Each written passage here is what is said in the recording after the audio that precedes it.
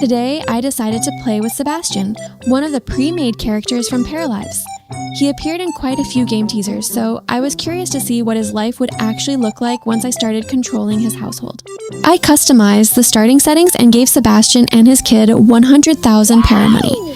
Then I had to choose a house for them, so I picked a cute little place beside the train station. I randomly chose this cute little house beside the train station, mostly because I liked the location. But somehow, the house ended up fitting their family surprisingly well. It had exactly 2 bedrooms, and one of them was already decorated as a child's room. Even the kitchen looked fully equipped, which felt perfect because Sebastian is a chef. At this point, I thought I had accidentally found the ideal house for them without even trying. Since Sebastian is supposed to be a chef, the first thing I made him do was cook. And somehow, his first meal was completely ruined.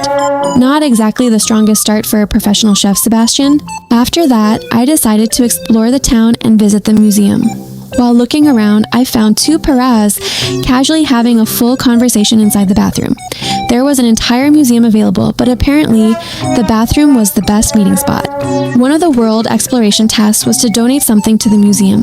The problem was that I had absolutely nothing useful in my inventory, so I bought a glass from the museum shop because I thought I could donate it back. Apparently, that is not how museum donations work. The game would not let me donate the glass, so now Sebastian just owns a random glass that I never actually wanted. Since the museum plan failed, I bought a cute plushie for Sebastian's kid instead. I thought it would be a toy he could interact with once we returned home, but when I placed it in front of him, there were no interactions available.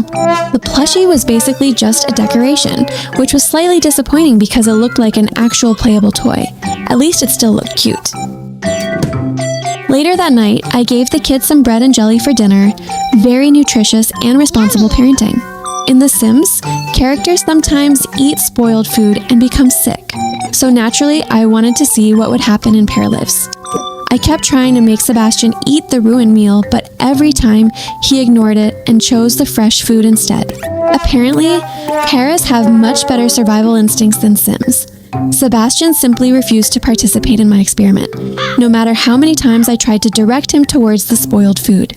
Honestly, most of this gameplay was just me testing what Paralives would allow me to do and repeatedly discovering that my ideas were not going to work. By the end of the day, Sebastian had ruined his first meal. I had failed to donate anything to the museum, bought a decorative toy, and unsuccessfully tried to make him eat spoiled food. A very productive first day.